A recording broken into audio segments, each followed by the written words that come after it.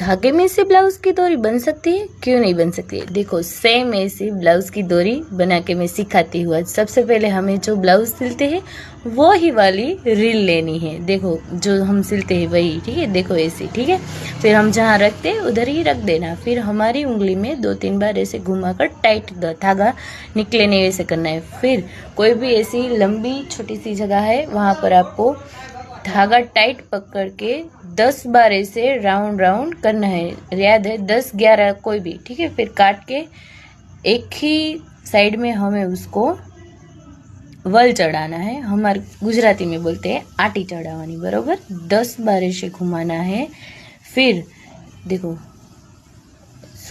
10 बार हमें धागा लेना है और आटी जब तक टाइट ना हो तब तक लगानी है। देखो इसे टाइट टाइट करते ही जाना है, करते ही जाना। जब हमारा ब्लाउज का कपड़ा कम हो तो मैं ऐसी डोरी बनाती हूँ। देखो फिर इसे फोल्ड कर देना है, ठीक है।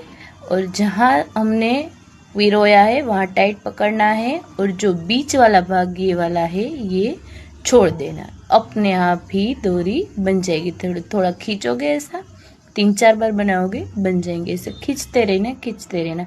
फिर वहाँ से काट देना है।